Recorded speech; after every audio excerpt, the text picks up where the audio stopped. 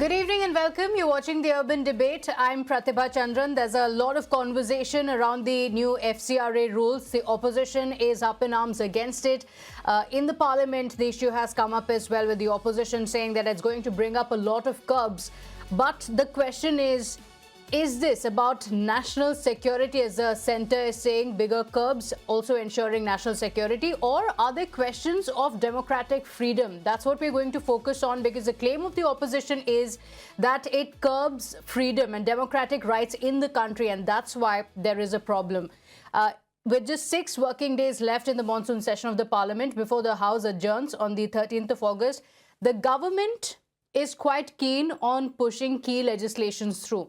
And the government is also likely to take up the Foreign Contribution Regulation Amendment Bill for passage in this session. The government's argument has been very clear that these amendments are a step towards greater transparency in foreign funding. There are funds that are coming into the country from outside. There needs to be a transparency to it. It will empower authorities to take safeguard of the assets that have been created using these foreign contributions if an organization fails to renew its FCRA registration. So first, before we get into the debate, let's take a look at the amendments that are actually going to bring in, what it would mean when the new rules kick in.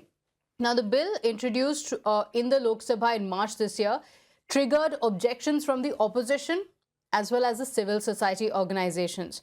The opposition termed the bill dangerous and said that it would bring in more fireworks. It said that it would be against the democratic freedom in the country. The proposal by the Indian government seems to have rattled an American lawmaker as well.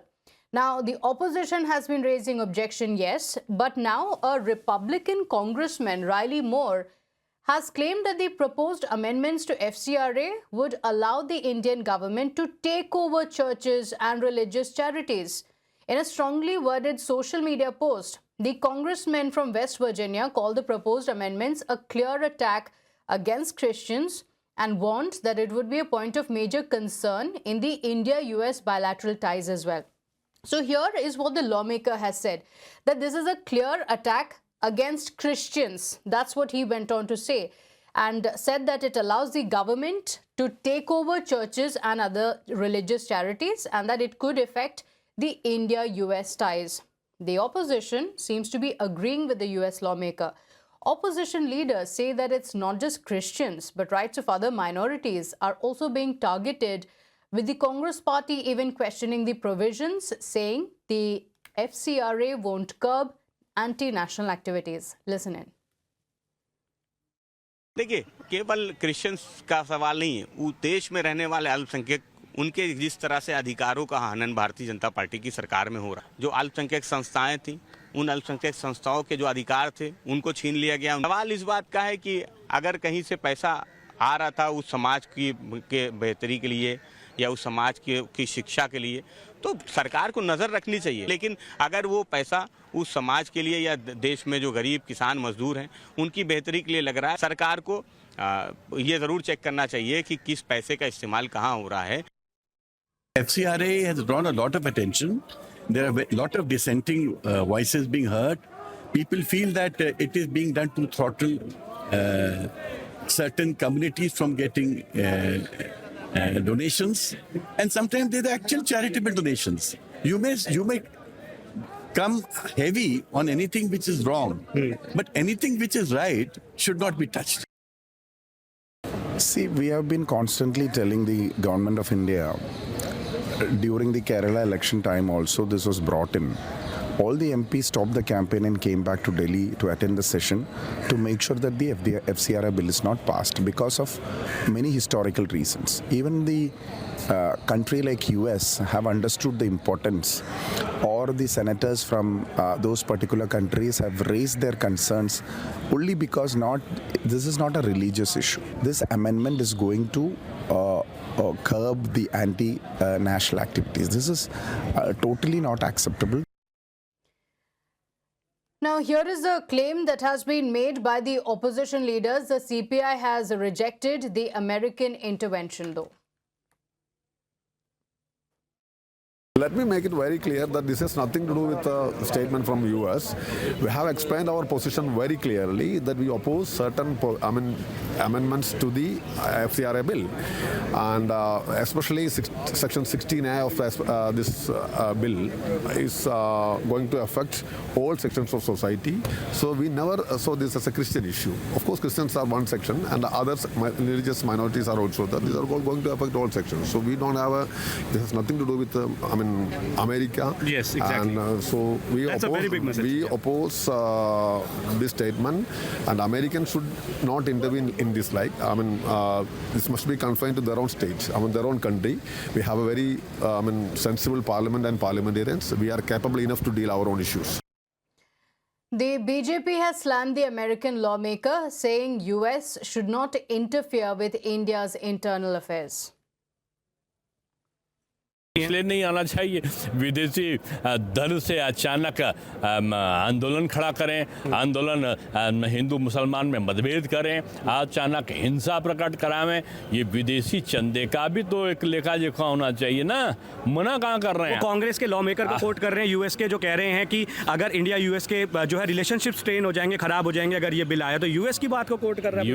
US से इसमें क्या बीच में भारत के आंतरिक विषय में US का क्या हस्तक्षेप है? So let's talk about the new FCRA rules and the changes that it brings in.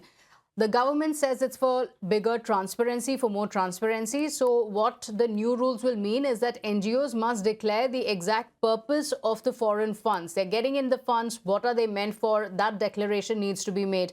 The states and union territories of operation must also be specified, and foreigners mostly not eligible as functionaries. Apart from that, and this is one of the biggest issues of contention as well, the fact that forceful conversions has also been mentioned. It has been excluded from the eligible categories in the list, and minimum spending threshold has also been introduced, which means that if there are funds coming in from outside, the NGOs must show the spending that has been done. And if it is much lesser than the funds that they have received, that they are able to show on paper, then that can lead to a cancellation. And the next fund installment is only after utilization of 75% of the funds. And social media disclosure also becomes mandatory now. And the ultimate donor identity must also be disclosed. The field verification of the fund usage has also been introduced. So what is the problem with it? Why is the opposition raising an objection to it? Are there real concerns to the NGOs? Is it going to curb democratic freedom in the country? And why should an American lawmaker speak about it? Shouldn't that be an issue of concern? That's what we're debating today.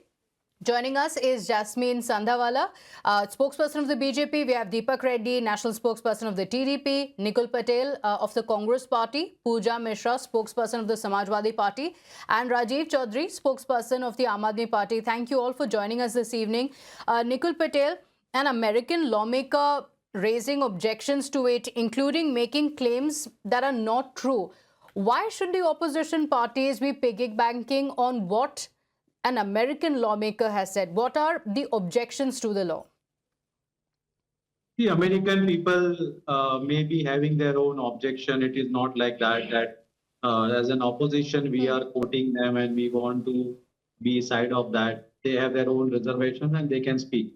But when we say Narendra Modi is having a good relation with American people right now, then that question can be asked to BJP as well, that why these people are opposing your bill for internal affairs. Now, when it comes to our country, we have enough laws where all NGOs are being governed by trust and they are having charity commissioner. They need to report their entire audited account every year. They need to let people know that what they are spending.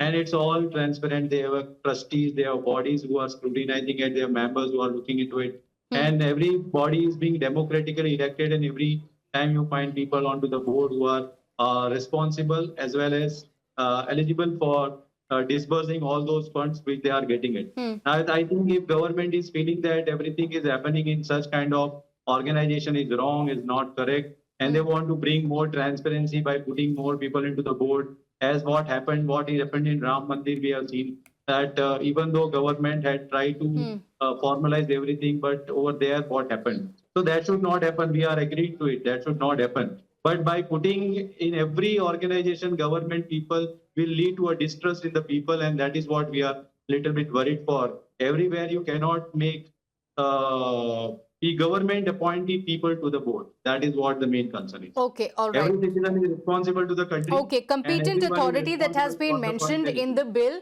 You're saying that it's ultimately going to be the government having full control over any decision that is made. The competent authority is going to be nothing but representatives of the government. That's the charge. I'll take a response. But before that, I also want to go to Rajiv Chaudhary on what are the key contentions of the bill? Why is the opposition opposed to it? Because the government has said this is for transparency. There are funds coming into the country. It's only natural for the government to look at the transparency and ensure that these funds are not used for anti-national activities. The real concern over here is the intention of the government. Okay, this government has been, even if we go back in the past, we have seen this government taking such steps which are not in favor of the civilized society. Over here also, we have seen they are trying to target certain NGOs which do not agree with the government policies or which try to expose the corruption within the government agencies. That's the only reason. Now, for an example, if I quote you one of the major point of this bill which has been brought into the parliament, now if I run an NGO and somehow I'm not able to prove the donation of 1 rupee out of 100 rupees, the total donation which I received, my entire NGO, my entire asset of that particular NGO stands eligible to be seized by the government. Does that make any kind of sense? This is just a tactic of government to pressurize those particular NGOs which do not sync or fall in line with the government. Okay, but you're saying that the NGOs that the government does not agree with will be targeted. Are there any specific provisions which say that? Because the government has made it clear that it's about transparency. Any NGO that is getting funds from outside, if they are spending it for activities in the country, they should be able to prove it. What's wrong? I mean, is it too much to ask to just show transparency in the spending on foreign funding? If we just go back 4 years back, this is exactly what this government used to say about the farmers' bill. They used to say that this bill is in favor of farmer would eventually benefit out of this, wherein the farmer, they themselves used to say that they are not in favor of this particular bill. The farmers, they were not able to understand what but there is a difference. This would give. But Rajiv, you will agree there's a difference. Farmers in the country having a say in the laws of the country are completely different from the laws of the country governing how foreign funds should be used. Let me just finish on this. Just give me 10 more seconds. Now, if we look at the intention of this government, we have seen that whenever any kind of protest happens against the government, various NGOs comes forward to help the protest. Just in case of the student protest, there were certain NGOs who were providing foods over there, medicines over there, water over there. Now, the government is trying to manage those NGOs with the help of this particular bill. What they used to say? They used to say that the NGOs which are helping out there are funded by Chinese government.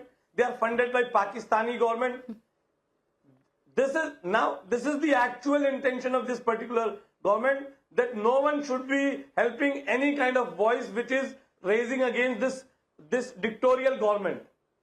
Okay. Mr. Deepak Reddy, so the concern of the opposition is largely that any voices against the government will be crushed. There is funding that is received for that, and it becomes a tool of tightening the noose around these NGOs that are existing in the country. They have been for so many years. Why tighten the noose around them?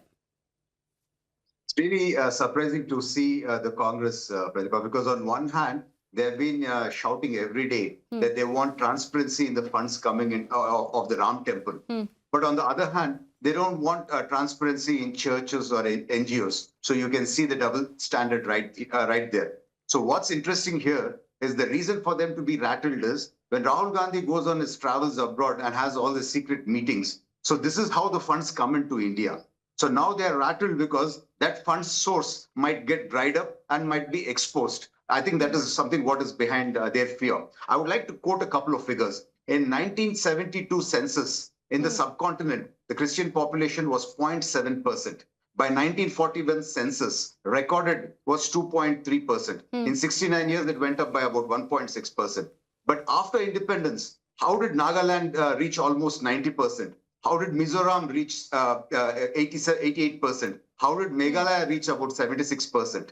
So it was intentionally done by the Congress party's support by getting in that borderline permit and doing mass conversions. And this is an evil intention of the Congress party, and the figures talk for themselves. So what's surprising here is you can see hardcore Christian senators and Christian politicians of America getting worried about this when they have a similar law like this. So can you see the hypocrisy? The hypocrisy is similar. The American hypocrisy is just like the Congress party's hypocrisy. So here what is important is when the Home Minister met the church, the people from the church, he said, yeah, 3,000 crores is coming in.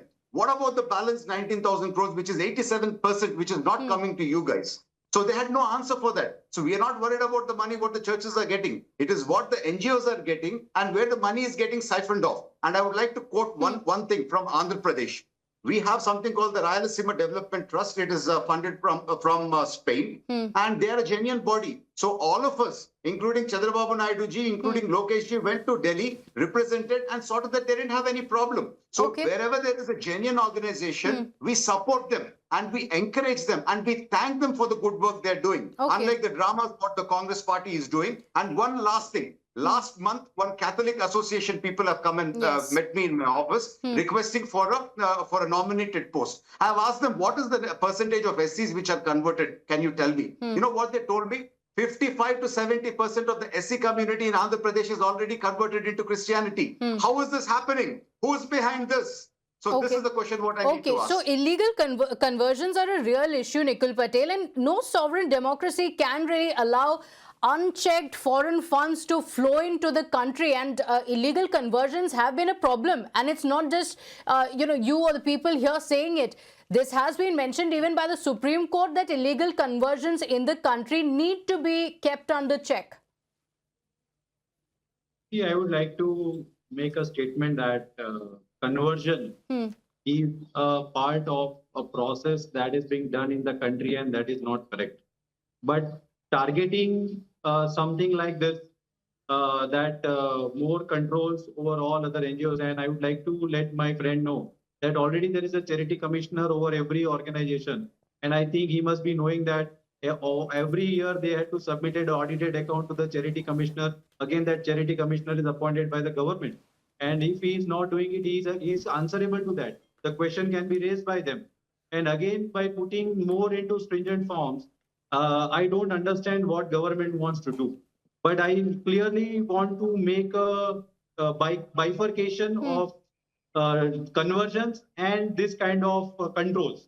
See, I can say that people who are establishing themselves to Christianity is a big challenge to the country. But you yourself, Nikhil Patel, you yourself said that yes, illegal conversions are a problem. So it brings in a check on that. How it will bring check? I don't understand the logic. How it will bring a check? Because it very clearly says, because the bill is also going to clearly look at any forceful conversions. As of now, it does not have any provision on that, and that's the reason why the objection has been raised. Follow any religion on his own, I think. Okay. That is a constitutional law. There's a difference between following a certain religion and forceful conversion. Nikhil Patel, you can't disagree even with the Supreme Court. It's the Supreme Court that has said there is an objection to such mass illegal conversions that are taking place. No doubt that anyone has the right to follow their religion. Bring themselves to the court of law, to the government, and must be able to convert themselves again back to Hindu. Okay. That is the job of everyone in the country. So, but illegal conversions are an issue that the Supreme Court has mentioned about, and it has said that it can't go unchecked. Foreign funds can't be deciding that, and we're talking about illegal conversions. It clearly says illegal conversions as well. We're not talking about conversions. In fact, on the question of Christianity or Christians being affected as well, the very first clause also mentions that funds can be received for making of churches, making of mosques, or making of any other religious institution. So where is that question of singling out a certain religion or targeting a certain religion, as a lawmaker of the United States is saying, and what the Congress party is claiming as well. But Jasmine, objections being raised saying it's very broadly defined. How can you say whether it's illegal conversion or someone willingly converting? These laws are not going to make any changes. That's what the opposition is saying. It becomes nothing but a tool to tighten the noose around certain NGOs that the government does not like. Pratibha, first of all, I want to begin by saying that no country on this earth can allow that a huge amount of funds come into that nation and there's no accountability and responsibility. The NGOs are welcome to run. Nowhere does the law say that the churches will be confiscated. The whole issue is of transparency. Now, what is the harm if the NGO is working well? What is the harm to tell them from where the fund has come? And it is the right of the government and the right of the people also that they should know that from where those funds are coming. Now, coming to the illegal conversions, I'm from Punjab. All my life I've lived in Punjab. There was not more than 1.2% population of Christians. And I want to say something that I went to a Christian school. I'm very indebted to the school that I went to. But now, today, in my village, 70% of the scheduled caste population has converted into Christianity. How? What they do is they build churches. These preachers who are trained, they come to the villages. They talk to these women who are gullible, who are not educated, and they tell them that there are miracles happening, that their children can go to Canada if they come and pray to Christ. And all these kind of things are touted to them, and these women are taken on buses to a church where they serve gifts. They're persuaded. They are persuaded. I'm not saying illegal, but you're kind of in a very surreptitious manner, like Mr. Reddy said, in a very surreptitious manner, they are converted into Christianity. I am not against Christianity. I again say that I went to a good Christian school, but these things are happening. And what is the harm that the government should monitor that from where the funds are coming, and why should the NGO not spend the money which it is meant to be spent on? So I would say that the opposition needs to understand it has to be pro-India. It has to safeguard India. Okay. We have to look what is going to happen in the next 20 years. But are these super granular tracking tools that can be held against and the assets being frozen completely? That's the question. Rajiv Chaudhary wants to respond to your charge. I just wanted to ask the lady who was speaking before me, why is it that she's quoted that in her own village, majority of the SC/ST population is converting into Christianity. So my question over here is, why is it that this one particular community, SC/ST community, is converting into Christianity? These are not issues related with the funds. These are social. There are social issues like discrimination on the basis of caste. These are the actual reasons on which, if anyone is changing their faith or changing their religion, they are because of the socio-economic reasons, not because someone is funding someone. Now, if the real intention of this particular government was to stop this conversion of a religion, they should have brought a direct bill in regards to the same in the parliament. They should have directly forwarded a bill stating that no illegal or forced conversion would be allowed, and they would have made stringent measures to ensure that no illegal conversion happens. Now, my second point is, would anyone in this panel talk about this organization called RSS? In which ambit does the RSS comes? Would anyone ask for the fund? How does RSS functions? Would anyone in this government dare to ask from which fund the RSS has built their 5-star luxurious offices across the country? Okay. In fact, does anyone in this government has the courage to ask so that? the RSS is not an NGO, it's a body of individuals, and there's a difference between funds coming in from outside and otherwise. But I let Mr. Deepak Reddy respond to that because the opposition, many of them have also raised questions on this. You're asking for such transparency on the issues of NGOs. Why does this transparency not apply to the RSS? Ma'am, here the issue is absolutely clear.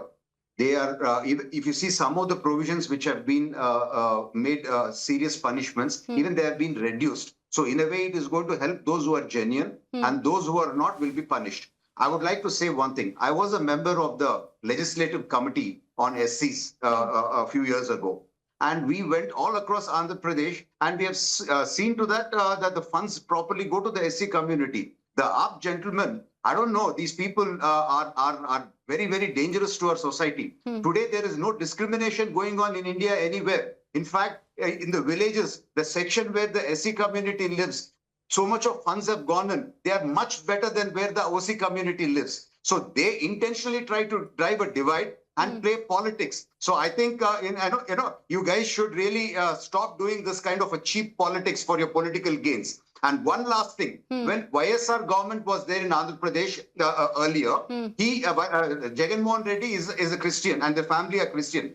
350 temples got desecrated in a 5-year period. And now it is 2.5 years. Why did one temple also did not get desecrated? So you can see a religious angle. You can see funds being siphoned off for anti-national activities and we have seen they're going into conversion. We have seen going into criminal activities. We have seen people buying rubber estates and properties. So clearly we can see these figures. So Pooja Mishra, is there a religious angle to it? You know, you're talking about transparency when it comes to Ram Mandir. These are funds that are coming from outside. What's the harm in NGOs just telling or giving the information, annual reports on the spending?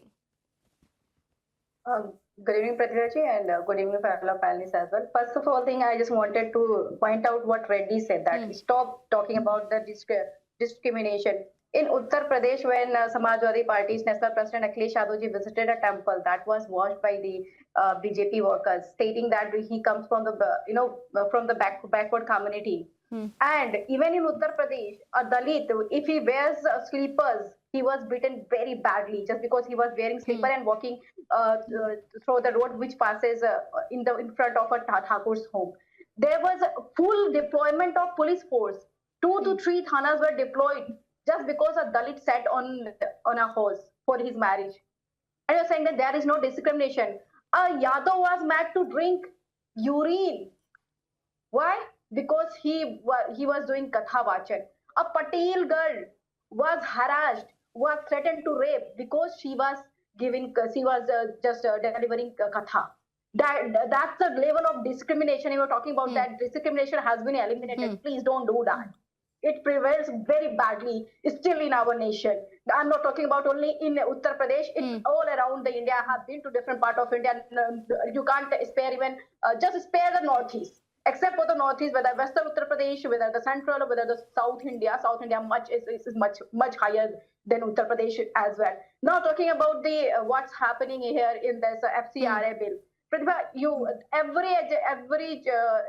the NGOs and the organization, they do every audits. You ask for their details, where the fund is coming from, where the fund is going from. The government takes all of the record. Every year there is ITR filing, and there are lots of other things which NGOs have to go through. What now government is doing? Government tries to control all these organizations, the NGOs, which are working independently in the name of threatening people that now the foreign funds are coming. You look into it. If any foreign funds are coming, government always have look into it. Whether it's you are taking foreign fund or anyone is taking foreign fund, as the government's those are the laws of the country. The government will look into the foreign funds, and there are FCRA rules that are in place. Just give me 10 seconds. Why they're bringing this law? Because earlier when NGO failed to renew its the registration of 5 years, it used to be lapsed certificate. You have the time, you can just go for a re-registration, renewation. But now it is deemed cessation. The government can go for fast track and can seize your properties, can come under the. That is only if your license is cancelled. All of these NGOs. No, that is when the license is cancelled and if the funds that have come from outside are not used. So my question is, Pooja, to you, that if this is basic transparency, if there's an NGO, hear me out, if there is an NGO that is actually carrying out the work that it intends to do, if it is getting funds from outside and it is spending those funds, What is the fear? That's my question. What is the fear if the funds coming from outside are actually being used for what it is intended to? That's what I'm explaining. This bill doesn't have only just one clause. It has different clauses, and all of the maximum of them are into the direction that government wants full control over this organization and NGOs. You can look into the funds. They are already doing the audits and they are submitting. So if they're doing the audits, and what is the problem? Then it does not bring in. It says there should be a certain time limit for the spending of the funds. Is there anything wrong with it? The law says that the whole of the fund will be first come to State Bank of India in the Delhi, and then government will do the scrutinization. How this That's fund not what the law says. That's not what it says. Rajiv Chaudhary, the law very clearly, the amendments very clearly say that there should be a time limit to the spend. If an NGO receives, say, 10 lakh rupees, just for the purpose of this talk, 10 lakh rupees, then there should be a time limit to spending that entire 10 lakh rupees. It can't be that the NGO is keeping a majority of that amount with no answers on where that money is being spent for years together. That's where the question comes in. A certain time limit, an annual report of the money that is spent, and spending of about 75% or so from the funds that have been given. So it needs to be activity specific. Should there be such an objection to it when it's just specifying and bringing in more clauses that give a look at how these NGOs are actually doing this spending?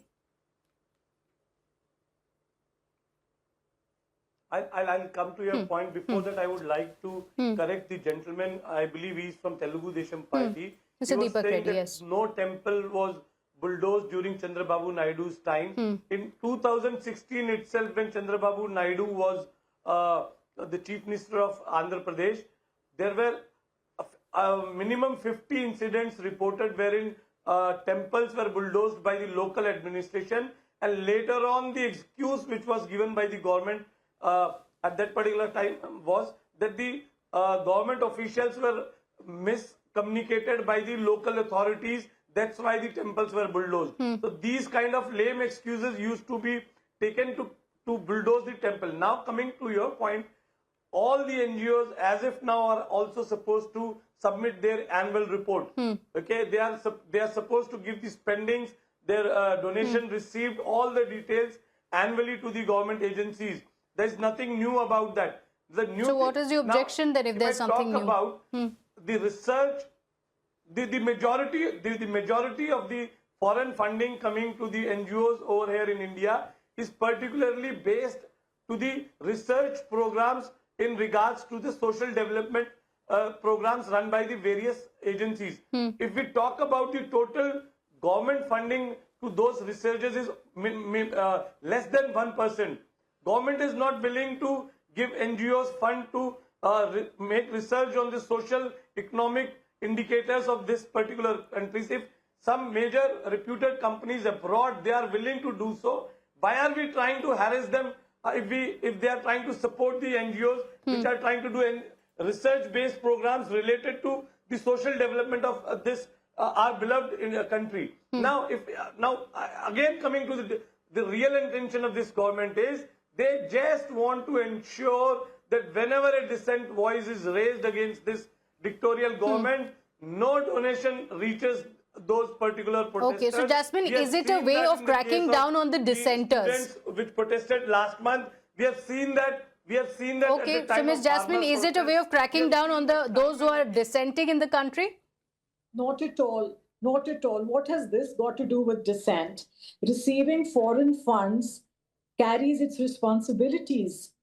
All NGOs, majority of the NGOs are doing great social work. But at the same time, what is the problem of getting the funds audited? There has to be, in all the countries, from the U.S. to China, to all major countries in this world, have a system that the foreign funds have to be monitored. So if the NGOs are running properly, what is the problem? And what is the problem?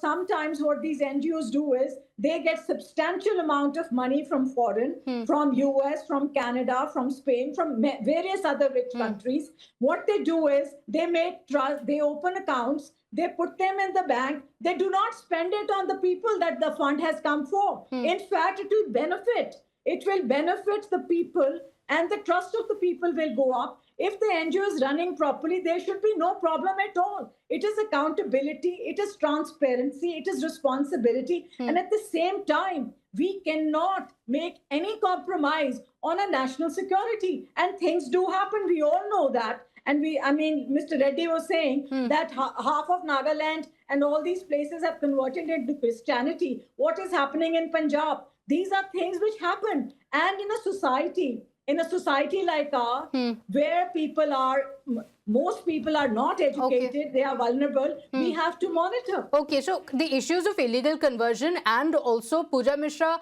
how can the government then track down if there is any money laundering happening? If there are no mechanisms in place, how is the government going to look at the funds that are coming into the country, or is it going to be allowed that funds can come in and NGOs can do whatever they want with it? First of all, I will answer your question, then come to the point. According to the government, rather, your question says, according to the government, earlier FCRA Act 2010 didn't have proper monitoring. For almost like ages, these funds were coming illegally.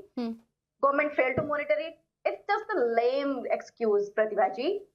Lame, exactly lame excuse. If a foreign fund is coming, government has the agencies, any kind of foreign fund. If someone is taking foreign fund without organization, then how are you going to monitor it? Then also you have to monitor. When the Pulwama attack happened, Pahalgam attack happened, which organization was involved there? No, not a single organization was involved there. You are just, to target the NGOs, to target this organization, you are bringing a law and you are connected with conversion of religion conversion. Nagaland, talking about the Nagaland religion conversion, Mizoram religion conversion, the mass conversion, every tribal. We all know that the people who live in Northeast, the local peoples are the tribals. In Mizoram, 1931 to 1951, there was a mass conversion. In 1931, it was 50% people converted to Christianity, and 1951 it was 80%, and in Nagaland it was 13%, 1931, and 1951 it was 50%, and from 2011 to then again mass conversion happened around like 1971 to 1980s, and after that the government took control over it so that there won't be mass conversion, and after that till now, no major conversion has been seen. There has been a conversion of 1% in Northeast if you go for it. And the population counted that increase, I think, around 30%. Okay. And now as the... So you're saying on the issue of illegal conversion, there are provisions in place already.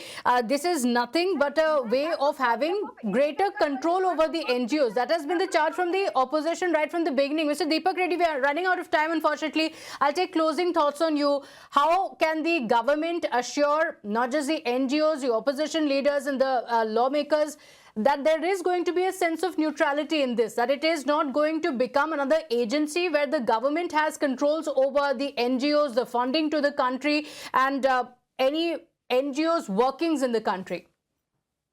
Pratibhaji, let me be very clear. Those who are doing social welfare and helping the people of India, we will respect them and we'll be thankful for the good work what they will be doing. And we have no reason to persecute them in any way. And in fact, I've given the example of RDT. So if anybody has any trouble, they can escalate the issue to us. It would be our responsibility to see to that they will not have any issues. But those who have who are doing nefarious activities, who are doing anti-national activities... This is where the problem would come in, isn't it? Why would it be the government's prerogative to decide the competent authority that the clause mentions also? That's the objection that the opposition has raised, that finally when you say that the competent authority is a DM who comes under the government, it will finally be the government having the say.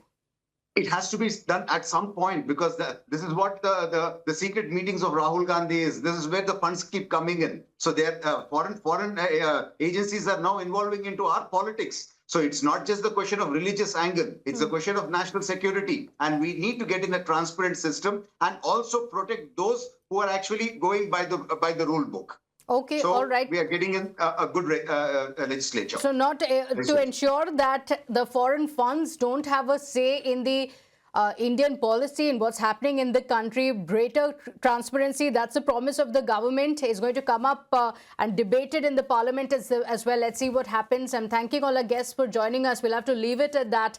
With that, it's a wrap on this debate, but we get you more updates on what's happening in Jharkhand on the other side.